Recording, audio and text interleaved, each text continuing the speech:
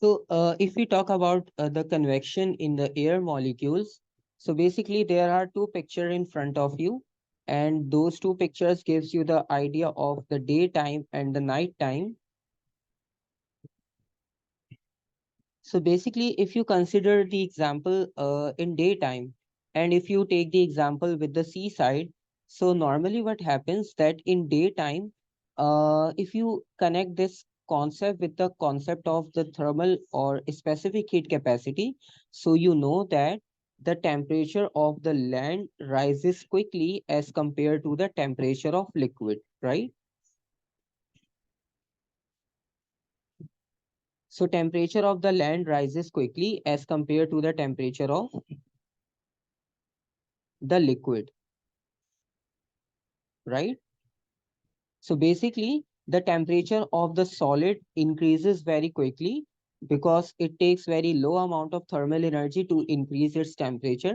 So basically, in daytime, when the temperature of the ground or the land is greater than the water surface, so basically, hot air or hot air molecules or high energy molecules will starts to move in upward direction from the land side. Okay, that warm air shows you that the molecules or the molecules over the land surface gets high energy and they starts to move towards the seaside, right? Because they are less dense.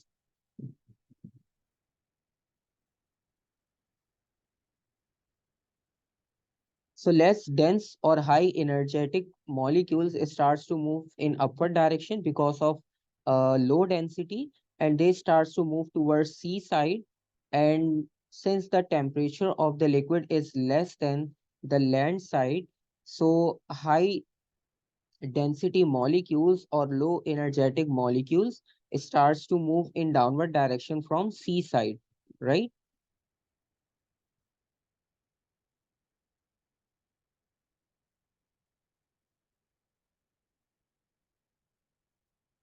Clear? Any confusion?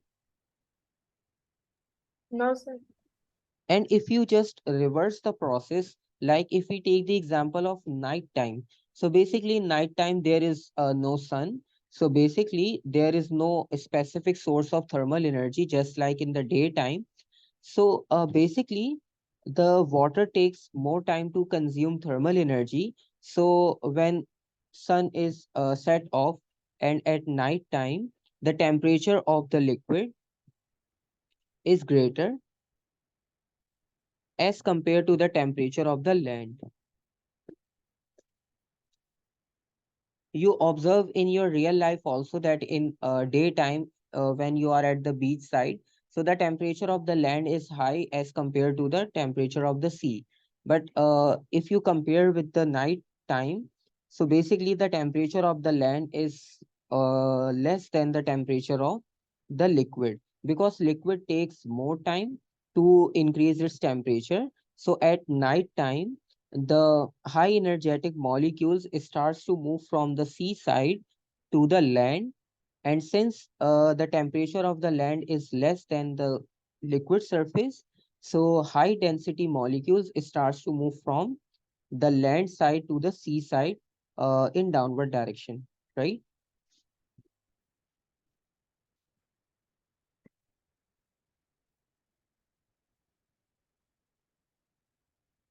Now the molecules moving from the land sides are high dense, and the molecules from the air side or from the sea side are less dense.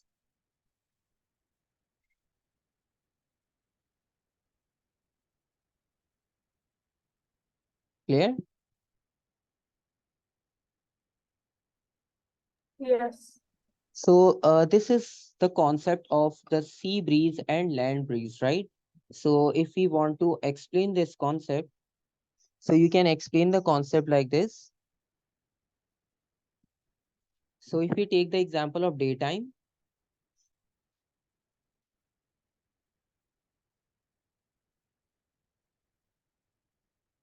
so in the first figure, you can say that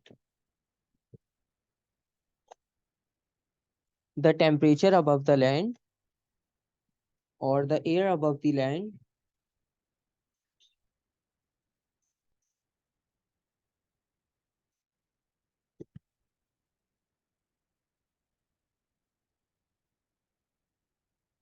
heats up,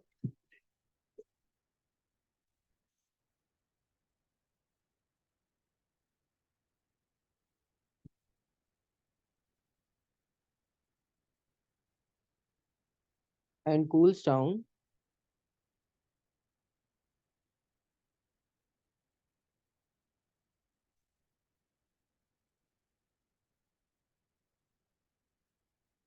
Quickly as compared to,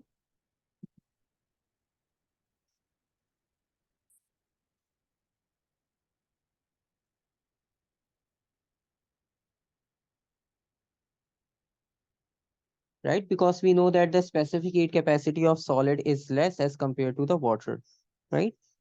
So basically, in morning time or in daytime, you can say that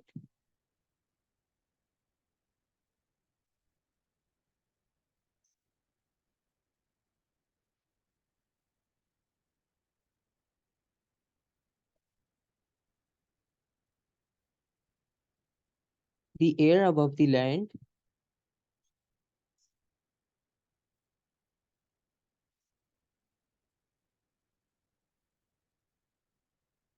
rises,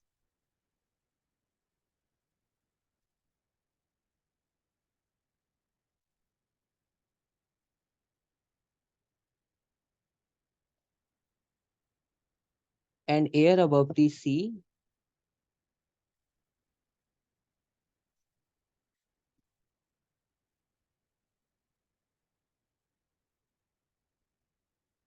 moves down.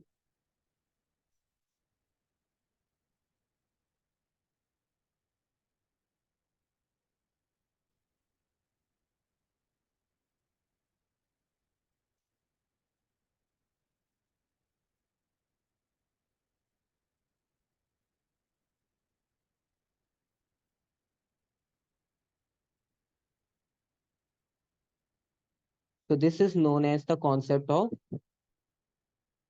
the sea breeze, right?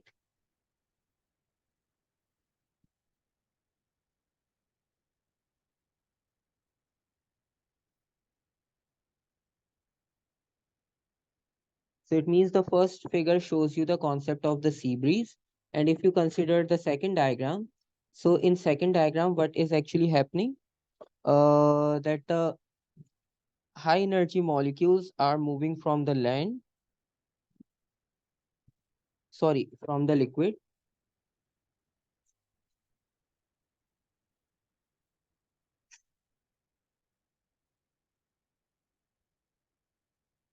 So basically in night time,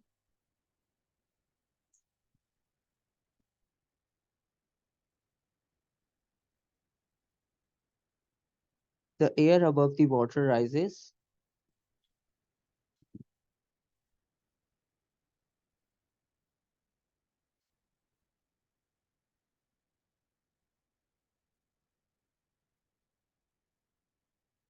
and air above the land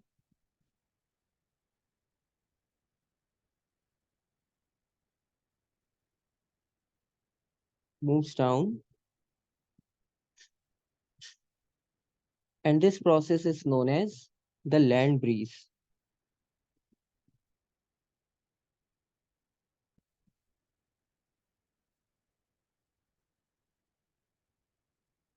So basically second diagram shows you the concept of land breeze.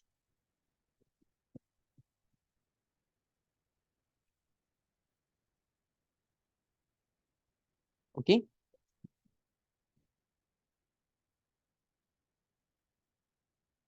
Any confusion? No, sir. No, sir.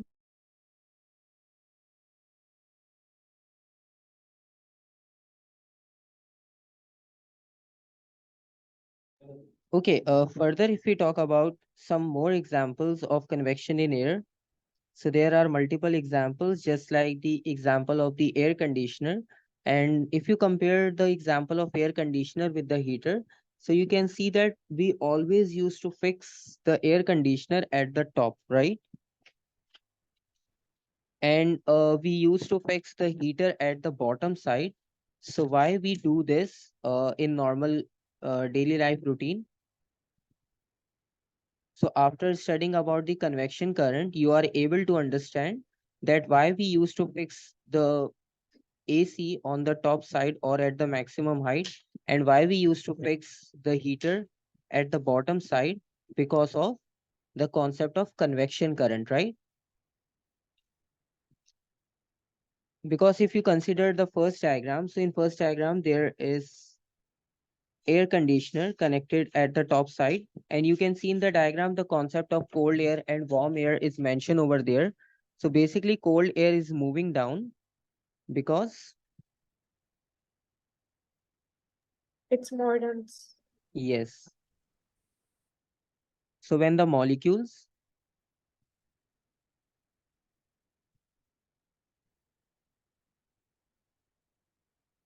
with low temperature,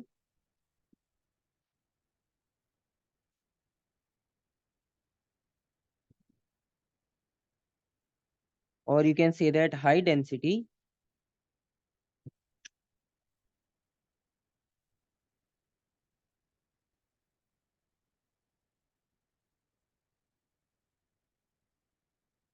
starts to move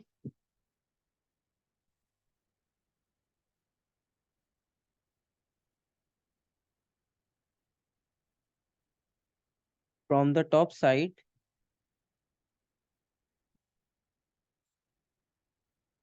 to the bottom side,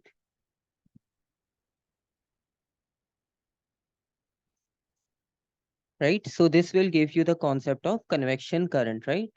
And definitely the warm air starts to move in upward direction.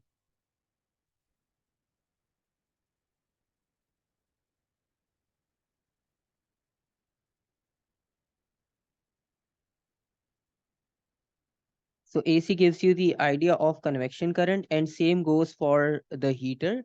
Basically, when we are using the heater,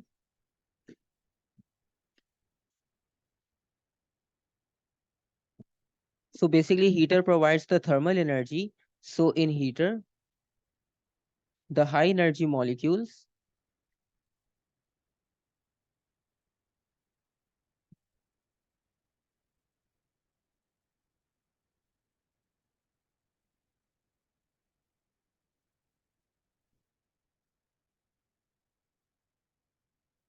starts to move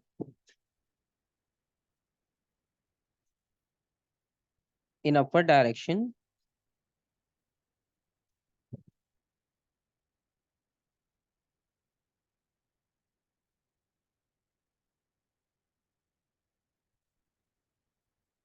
and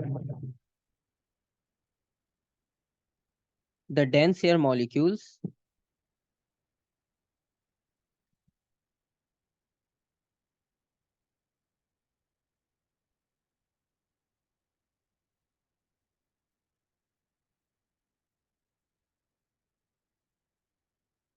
moves in downward direction.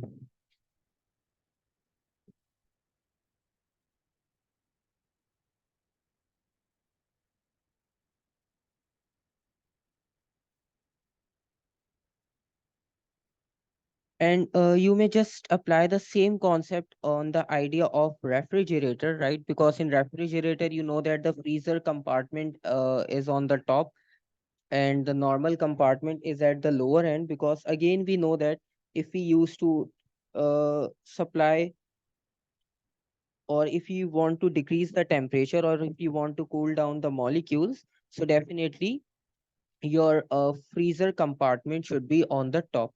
Okay, any confusion? No, sir. So these are the concepts of conduction and convection process. Because convection involves in liquid and gases, so there are multiple examples and there are different processes involved. So that's why it is a detailed one as compared to the conduction. Because in conduction that is very straightforward because of the vibration of the molecules. But if you compare with the gases and the liquid, so that is a completely different process. And if you consider the questions from this section,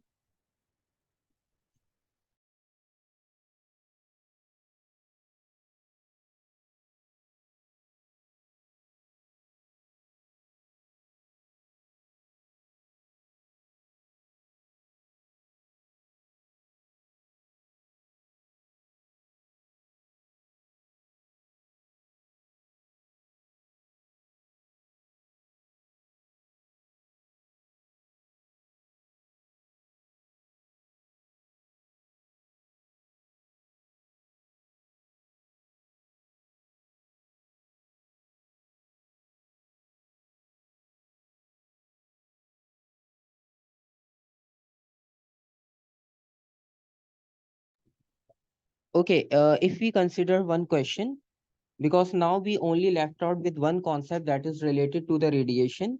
So after completing the radiation, we are able to solve all the questions related to the thermal physics.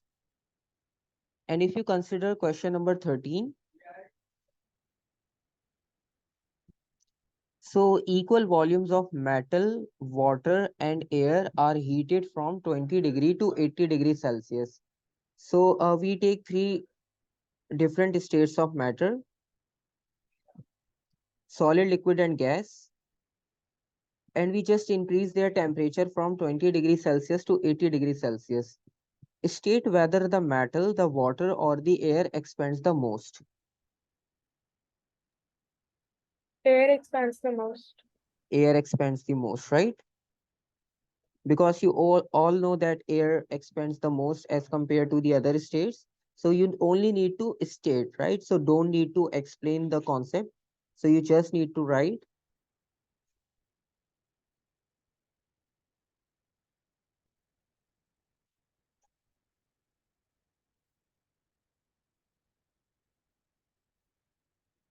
air expands the most.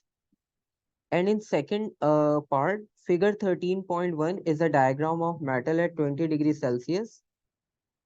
The metal is a large square sheet with a square hole at its center.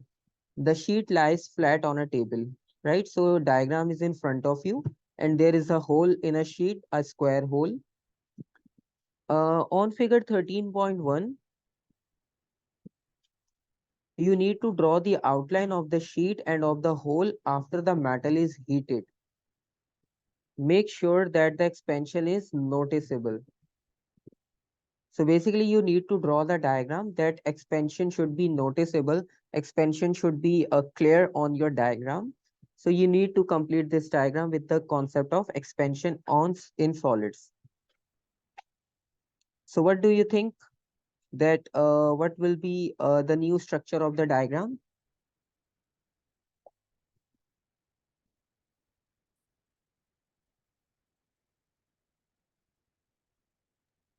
I don't think it will like remain like a perfect square anymore. Okay, It but will be misshaped. okay, It will bigger. The outlines will be bigger than like they are right now. okay. So definitely all the outlines or the all sides of the squares are greater than the previous one because they mention that expansion is noticeable. It means they starts to increase their length from all the sides, and it is not compulsory that all expands with the same proportion, right? But for the diagram, because they are not we are not going to explain with proper dimensions because that is not mentioned in the question. So you may just need to draw another square like this.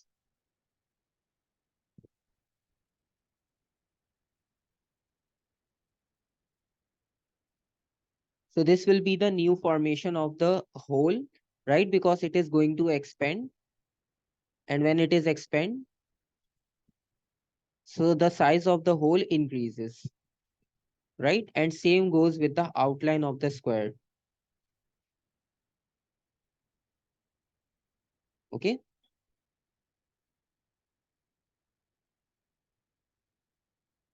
Because sometimes students just expand the outside line of the shape, not the whole or the inner side of the shape, right? Should we make arrows too, like you did? No, basically I just marked those arrows to show the expansion, right? That is only for explanation. That is not compulsory Okay. because all of us know that a solid will expand and this shape will expand, but sometimes we forgot to mark the same expansion on the whole, right? So the main idea of this question is that you need to know about that the whole of the solid will also expand. And next part is the metal has a mass of 5 kg. Density is given. So define density. What is the definition of density?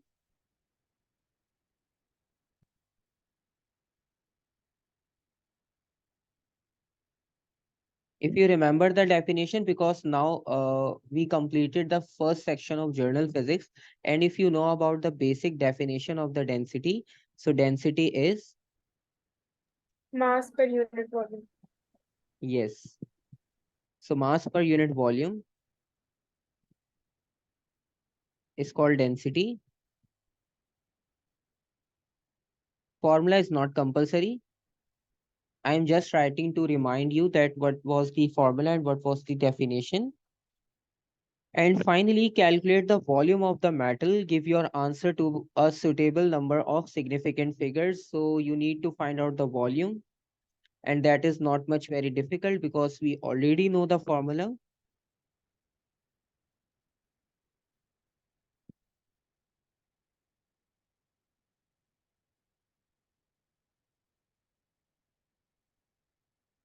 Mass upon density.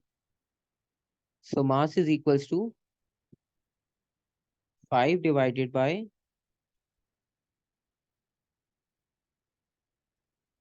7.5 into 10 to the power 3.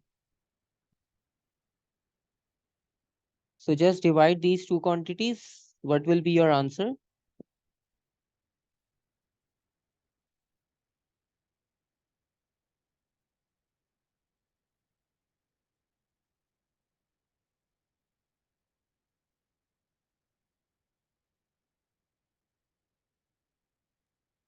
I think mine's wrong. It shouldn't be this less. It's like in points, like zero Uh, point something. I recalculated. okay, because your value is actually 7,500, right? 5 divided by 7,500.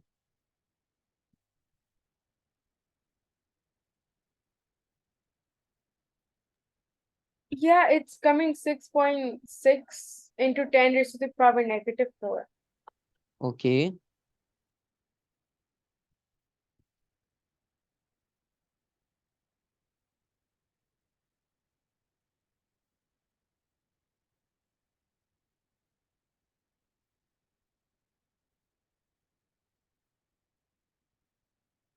-6.6